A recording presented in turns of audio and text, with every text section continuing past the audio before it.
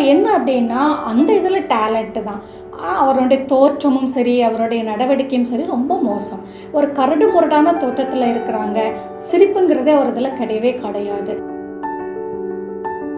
அம்மா எப்படி என்னையெல்லாம் விட்டுட்டு அண்ணாவெல்லாம் விட்டுட்டு எப்படி அம்மாவால் போக முடியும் அப்படி சொல்லிட்டு அவங்க அம்மாவை ரொம்ப வெறுக்க ஆரம்பிச்சிட்டா. ஆனால் கொஞ்ச நேரத்தில் வந்து நம்மளுடைய சொசைட்டியை ஏமாற்றிட்டு வெளியில் போயிட்டா.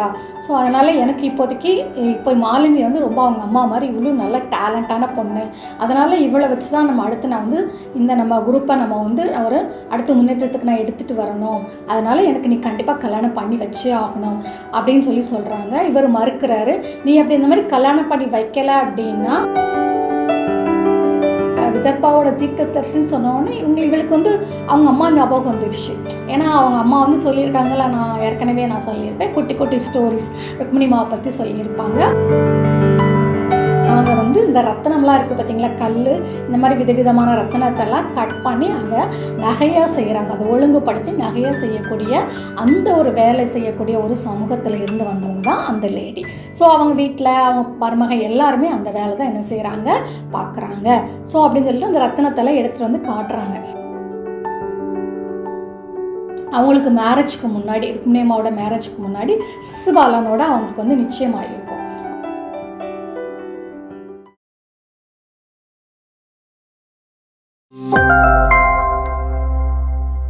பிஎம்சி மாஸ்டர்ஸ் அவங்க எல்லாருக்கும் என்னோட வணக்கத்தை தெரிவிச்சுக்கிறேன். நம்ம ஏற்கனவே ருக்மிணி த டர்னிங் ஆஃப் த டைம் இந்த புக்கை நம்ம பார்த்துட்ருக்கோம். அதில் நம்ம இப்போ வந்து தொடர்ந்து பார்க்க போகிறோம். இன்றைக்கி முதல்ல வந்து நம்ம வந்து ஃபஸ்ட்டு வந்து ஒரு இன்ட்ரடக்ஷன் சொன்னேன். அதுக்கப்புறமா சாப்டர் 1 வந்து நான் சொன்னேன். அதில் நம்ம அந்த கதை மாந்தர்கள் எல்லாம் பார்த்தோம். ஓகே, அதீனா மரியத்தோட புக்கில் அவங்க வந்து அந்த மாலினி அப்படிங்கிற ஒரு கேரக்டரில் அவங்க வந்து பிறந்திருக்கிறாங்க. அது எல்லாமே நான் சொன்னேன் உங்களுக்கு. அதில் அவங்க அம்மாவை பற்றி, அவங்க அப்பாவை பற்றி, அவங்களோட அண்ணா அபிஷேக் பற்றி எல்லாத்தையும் நம்ம வந்து என்ன செஞ்சோம், பார்த்தோம். அப்போ அதில் வந்து இன்னும் வந்து ஒரு கேரக்டர் யார் அப்படின்னா மகேந்திரா அப்படின்னு சொல்லிட்டு. அவங்க யார் அப்படின்னா, அவங்க ஏற்கனவே சொல்லியிருக்கேன், அவங்கெல்லாம் ஒரு நடன குழுவில் இருக்கிறாங்க. அந்த சொசைட்டியில் தான் நம்ம பிறந்திருக்காங்க. ஸோ அந்த குழுவோட தலைவர். அவர் என்ன பண்ணுவார் அப்படின்னா, ஆர்கனைஸ் பண்ணி இவங்களை எங்கெங்கே ப்ரோக்ராம்ஸ்லாம் இருக்கோ அங்கெல்லாம் கூட்டிகிட்டு போய் அவங்கள வந்து வழி நடத்தி கொண்டு போகிறதுல அவர் நல்லா ஒரு கெட்டின்னு வச்சுக்கோங்களேன், நல்லா செய்கிறாரு. ஆனால் அவர் என்ன அப்படின்னா அந்த இதில் டேலண்ட்டு தான். அவருடைய தோற்றமும் சரி, அவருடைய நடவடிக்கையும் சரி ரொம்ப மோசம். ஒரு கரடு முரடான தோற்றத்தில் இருக்கிறாங்க. சிரிப்புங்கிறதே அவர் இதில் கிடையவே கிடையாது. அதே மாதிரி என்ன அப்படின்னா ரொம்ப ஒரு கோபக்காரர். அதே மாதிரி இன்னும் என்ன அப்படின்னா பெண்கள்கிட்ட கொஞ்சம் வந்து ஒரு அநாகரிகமாக நடக்கக்கூடிய ஒரு கேரக்டர். அதனால் என்ன ஆகும் அப்படின்னா, தர்ஷனா வந்து சொல்லியிருப்பாங்க, அதாவது மாலினியோட அம்மா, நீ வந்து அவர்கிட்ட வந்து ரொம்ப இது நெருங்கி பழக வேண்டாம் அப்படின்னு சொல்லிட்டு. இந்த பொண்ணை பார்த்துட்டு தானே இருக்கா, நம்ம லாஸ்ட் செக்ஷனில் பார்த்தோம்ல, ஃபுல்லாக அவங்க அம்மா கூடயே தான் ட்ராவல் பண்ணிகிட்ருக்கா இந்த பொண்ணு. ஸோ மாலினி, அதனால் அவளுக்கே தெரியுது எல்லாருமே அவங்கள வந்து வெறுக்கிறாங்க. ஸோ அவர் வந்து டிஸ்டன்ஸ் மெயின்டைன் பண்ணுறாரு. வந்து அவரை பார்த்தாலே இவளுக்கு இந்த பொண்ணுக்கு வந்து என்ன செய்யலை, குட்டி பொண்ணுக்கு பிடிக்கலை. ஓகேயா, அதுமாரி லாஸ்ட்டில் என்ன பார்த்தோம், அவங்க அம்மா வந்து வீட்டை விட்டு வெளியேறிட்டாங்க அப்படிங்கிறத நம்ம பார்த்தோம். இப்போது அதோட தொடர்ச்சி. ஸோ இவங்க வந்து வீட்டுக்கு வர அந்த பொண்ணு பார்க்குறா. அவங்க அப்பா வந்து கேட்குறா, என்னப்பா உண்மையை தானே, அம்மா இல்லையா, எங்கே பண்ணனே மறுபடி கேட்குறா, அம்மா எங்கே போயிட்டாங்கப்பா அப்படின்னு சொல்லி கேட்குறா அந்த குட்டி பொண்ணு. அப்பா அவங்க சொல்கிறாங்க, ஆமாம் அவங்க அம்மா வந்து என்ன செஞ்சுட்டா, ஓடி போயிட்டாங்க. அவனுடைய மோஹித் சொல்லிவிட்டு அவங்களுடைய சொசைட்டியில் இவங்க தர்ஷனாவோட சேர்ந்து ஆடுறவர், அவரோட சேர்ந்து என்ன செய்கிறாங்க, வீட்டை விட்டு வெளியில் போயிட்டா அவங்க அம்மா அப்படின்னு சொல்லி இவங்க அப்பா சொல்கிறாங்க. இல்லை இவளுக்கு வந்து அது ஒத்துக்கவே முடியல, ஏன் அம்மா அப்படி கிடையாது அப்படின்னு சொல்லிட்டு, அது உண்மையா அப்படின்னு மறுபடி இந்த பொண்ணு கேட்டு அழுகிறா. அவங்க அப்பா ஆமாம் இது உண்மை தான் அப்படின்னு சொன்னோன்னே இவளுக்கு ரொம்ப கஷ்டமாக இருக்குது. அம்மா எப்படி என்னையெல்லாம் விட்டுட்டு அண்ணாவெல்லாம் விட்டுட்டு எப்படி அம்மாவால் போக முடியும் அப்படின்னு சொல்லிட்டு அவங்க அம்மாவை ரொம்ப வெறுக்க ஆரம்பிச்சிட்டா. ஆனால் கொஞ்ச நேரத்தில் வந்து ரொம்ப கஷ்டமாக இருக்குது. இதுக்கிடையில் அபிஷேக் வரான். வந்து மாலினி, நீ வந்து அம்மாவை தப்பாக நினைக்காதப்பா, அம்மாவுக்கு வந்து வேறு வழியே இல்லை, அங்கே வந்து வீட்டை விட்டு வெளியேறி போகக்கூடிய ஒரு கட்டாய சூழல் அவங்களுக்கு வந்துட்டு, அதனால தான் போயிட்டாங்க. நீ இப்போ சின்ன பொண்ணு, உன்னால் அதை வந்து புரிஞ்சிக்க முடியாது, நீ பெரியவளானு உனக்கு தெரிய ஆரம்பிக்கும் அப்படின்னு சொல்லி அவங்க அண்ணா சொல்லுவாங்க. ஆனால் பட் இவளால் அதை ஏற்றுக்கவே முடியல. நம்ம பார்த்தோம் லாஸ்ட்டு இதில் சாப்டரில், அம்மா ஓரியன்டாகவே சுற்றிட்டு இருக்கா, அம்மா பின்னாடியே சேலம் தானே இப்படி சுற்றிட்டு இருக்க பொண்ணு. ஸோ அம்மாவை தான் ரோல் மாடலாகவும் எடுத்துகிட்டு இருக்க பிள்ளைக்கு அவங்க அம்மா திடீர்னு இல்லை அப்படின்னோடனே அவளால் வந்து அதை ஏற்றுக்கவே முடியல. டோட்டலாக அவங்க அம்மாவுக்கு அப்படியே என்ன செய்கிறா, ஆப்போசிட் ஆகிட்டு அவளால் அதை அக்செப்ட் பண்ணிக்கவே முடியலை. ஆனால் வீட்டை விட்டு வெளியில் போயிடுறா. போயிட்டு கொஞ்ச நேரம் அப்படியே சுற்றிட்டு இருக்கா, தெருலலாம் சுற்றிட்டு. அதுக்கப்புறம் சரி உண்மை இதுதான், அம்மா நம்மக்கிட்ட இல்லை, நம்ம இன்னும் வரமாட்டாங்க அப்படின்னு தெரிஞ்ச உடனே சரின்னு சொல்லி வீட்டுக்கு வந்துட்டு சரி நம்ம அப்பாவுக்கு ஹெல்ப் பண்ணணும், சமையலை நம்ம தானே பண்ணணும் அப்படின்னு சொல்லிட்டு வீட்டுக்கு சமையல் பண்ணுறதுக்கு அப்பாவுக்கு ஹெல்ப் பண்ணுறா, எல்லாம் செஞ்சிட்ருக்கா. இப்படி போயிட்டு இருக்கும்போது ஒரு நாள் என்ன ஆகுது அப்படின்னா, இந்த பொண்ணு கிச்சனில் வேலை செஞ்சிட்ருக்கா. அப்போ ஒரு பேச்சு சத்தம் கேட்குது. என்னடா நம்ம யார்டா வராங்கன்னு பார்த்தா மகேந்திரா அவங்க அப்பாக்கிட்ட பேசிகிட்டு இருக்காரு.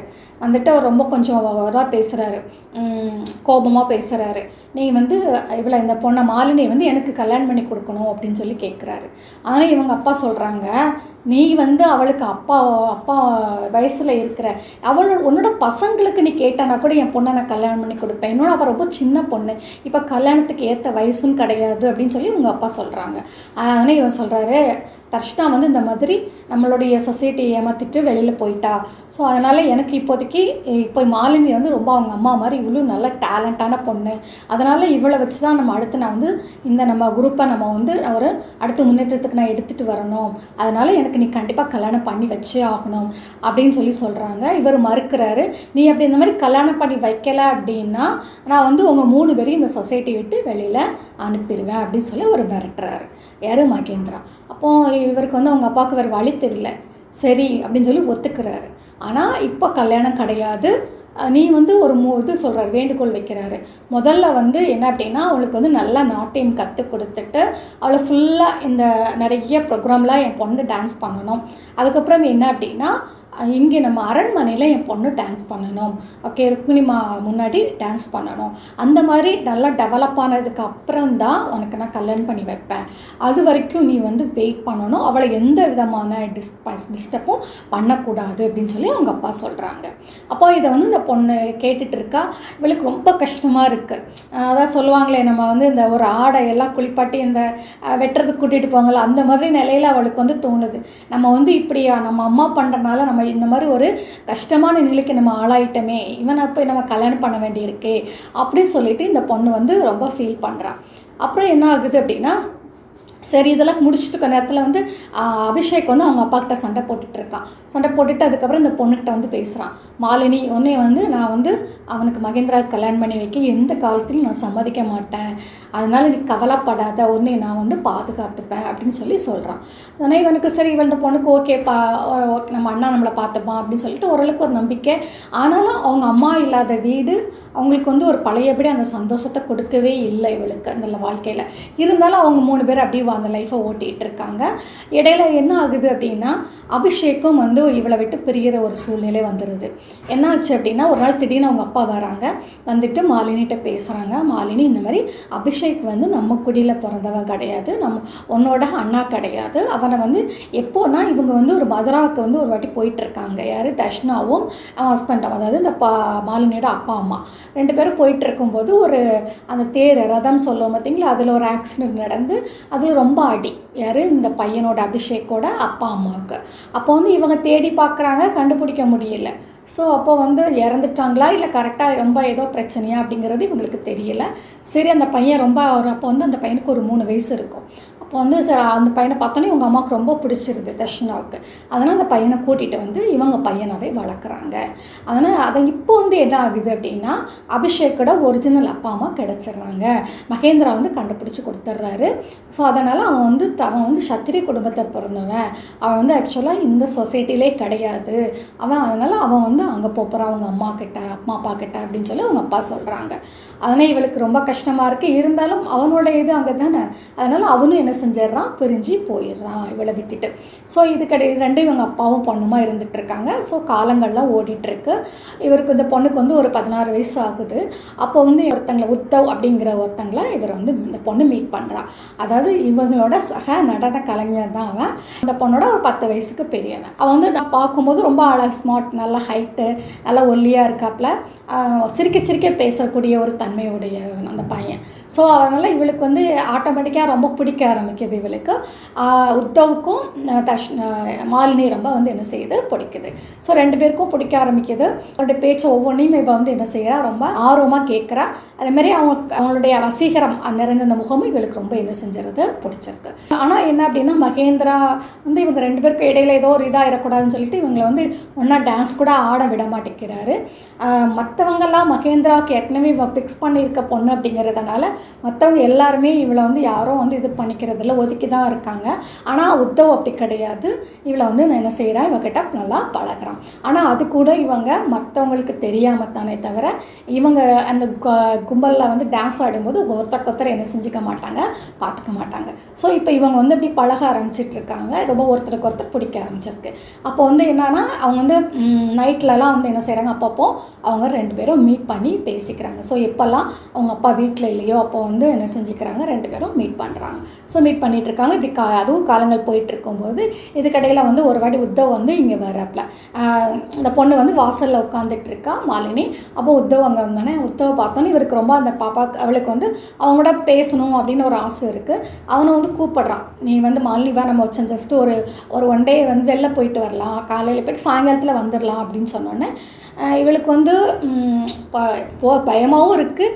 ஆனால் அவள் உத்தவை வந்து மிஸ் பண்ணுறதுக்கு அவளுக்கு வந்து விருப்பமும் இல்லை. அவங்க கூட டைம் ஸ்பெண்ட் பண்ணணும். இன்றைக்கி தான் நம்மளுக்கு கிடச்சிருக்கு, அப்பாவும் வீட்டில் இல்லை. ஸோ அதனால் அப்பாவை எப்படியாவது சமாளிச்சுக்கலாம். ஸோ அந்த கிடைக்கிற டைமை நம்ம என்ன செய்ய வேண்டாம், மிஸ் பண்ண வேண்டாம் அப்படின்னு சொல்லிட்டு அவர் கூட உத்தவ் கூட வெளியில் போகிறாப்புல. அப்போ வந்து போயிட்டு இருக்கும்போது உத்தவ் சொல்கிறாங்க, நம்ம இப்போ வந்து எங்கே போகிறோன்னு தெரியுமா, நம்ம வந்து விதர்பாவிலேருந்து ஒரு லேடி வந்திருக்காங்க இங்கே துவாரகாவுக்கு, அவங்கள தான் நம்ம பார்க்க போகிறோம். அவங்க வந்து ஒரு யோகினி மாதிரின்னு வச்சுக்கோங்களேன், தீர்க்கதரிசின்னு சொல்லுவாங்கள்ல, முன்னாடி நடக்கிறது, முன்னாடி நடந்தது, பின்னாடி நடக்க போகிறது, அந்த மாதிரி சொல்லக்கூடிய ஒரு லேடி. ஸோ அவங்கள வந்து பார்க்க போகிறோன்னே அவங்கள வந்து விதர்பாவோட தீர்க்கதரிசின்னு சொன்னோடனே இவளுக்கு வந்து அவங்க அம்மா ஞாபகம் வந்துடுச்சு.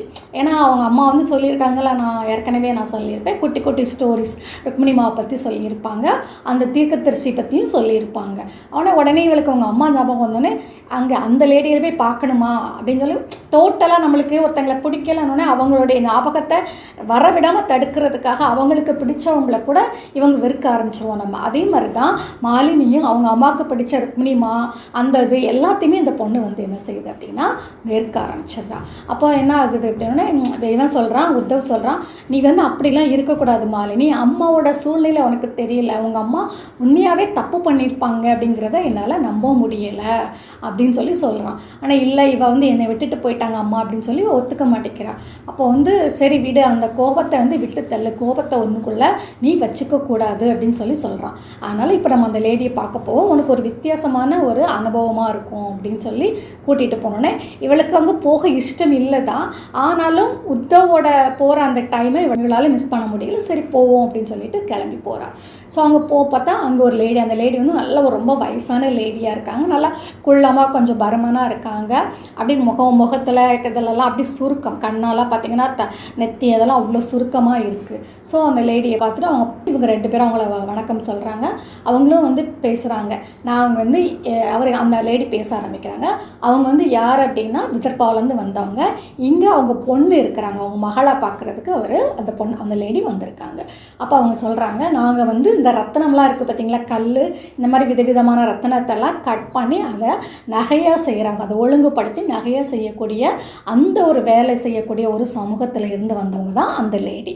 ஸோ அவங்க வீட்டில் அவங்க மருமக எல்லாருமே அந்த வேலை தான் என்ன செய்கிறாங்க, பார்க்குறாங்க. ஸோ அப்படின்னு சொல்லிட்டு அந்த ரத்தனத்தெல்லாம் எடுத்துகிட்டு வந்து காட்டுறாங்க.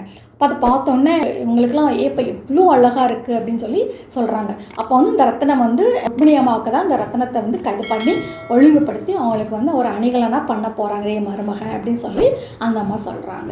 சொல்லிட்டு இருக்கும்போது அப்புறம் சொல்கிறாங்க, ருக்மிணி அம்மாவை பற்றி நான் உங்களுக்கு சொல்லவா அப்படின்னு கேட்கும்போது உத்தவ் சொல்கிறான், ஓகே ரெடி ஆகிறான், நான் சொல்லுங்கள் அப்படின்னு. இவளுக்கு கொஞ்சம் இதாக தான் இருக்குது, ருக்மிணி அம்மா பற்றி இப்போ கேட்கக்கூட, சரி இருந்தாலும் வேலை இல்லாமல் சரின்னு சொல்லி ஒத்துட்டு கேட்க ஆரம்பிக்கிறாங்க. அப்போ வந்து சொல்கிறாங்க, ருக்மிணி அம்மா வந்து என்னை எப்போ வந்து பார்க்க வந்தாங்க அப்படின்னா, அவங்களுக்கு மேரேஜ்க்கு முன்னாடி, ருக்மிணி அம்மாவோட மேரேஜ்க்கு முன்னாடி சிசுபாலனோட அவங்களுக்கு வந்து நிச்சயமாகிருக்கும். ஓகேங்களா? ஸோ அப்போ வந்து அந்த நிச்சயமாயிருக்கும்போது அவங்க வந்து இவங்கள பார்த்துட்டு, "நீ தான் தீர்க்கதரிசி, சொல்லு பார்க்கலாம் என் கல்யாணம் எப்படி நடக்கணும்னு." "உங்களுக்கு தெரியாததா?" அப்படின்னு சொல்லும்போது, ரைட்டு கிருஷ்ணா வந்து என்னைய வந்து கிருஷ்ணாவுக்கு வந்து நான் மட்டும் ஒய்ஃப் கிடையாது, நிறைய ஒய்ஃப் இருப்பாங்க அப்படின்னு சொல்லி அவங்க சொல்கிறாங்க. ருக்மிணிமா சொல்கிறாங்க. அதனால் இவங்களும் ஆமாம் ஒத்துக்கிறாங்க. ஆனால் இவங்க சொல்கிறாங்க, ருக்மிணிமா நீங்கள் வந்து இதுக்கெல்லாம் ஃபீல் பண்ணுறவங்க கிடையாது. அவங்க ஒய்ஃபெல்லாம் நீங்கள் யாருன்னு நினச்சிங்க? உங்களோட டிவோட்டிஸ் தான், உங்களுக்கு ரொம்ப தெரிஞ்சவங்க, உங்களை எல்லோரும் மதிக்கிறவங்க தான் வரப்போகிறாங்க அப்படின்னு சொல்லி இவங்க சொல்கிறாங்க. ஆனால் ருக்மிணி அம்மாவும் அதை என்ன செஞ்சுக்கிறாங்க, ஒத்துக்கிறாங்க. ஓகே, ஸோ இந்த இது முடியுது. அதுக்கப்புறம் அதே மாதிரி என்ன ஆகுது அப்படின்னா, ஸ்ரீ கிருஷ்ணர் வந்து என்ன பண்ணுறாங்க, ருக்மிணியை வந்து நம்மளுக்கு எல்லாத்துக்கும் தெரியும், கல்யாணம் பண்ணிவிட்டு இங்கே அவங்களுக்காக ஒரு அரண்மனை, அழகான ஒரு பெரிய அரண்மனை, அந்த கடலுக்குள்ளே ஒரு குட்டி தீவு இருக்குது. அந்த தீவில் பெரிய அரண்மனை, அழகான ஒரு அரண்மனையை ருக்மிணி அம்மாவுக்காக என்ன செய்கிறாங்க, கட்டுறாங்க.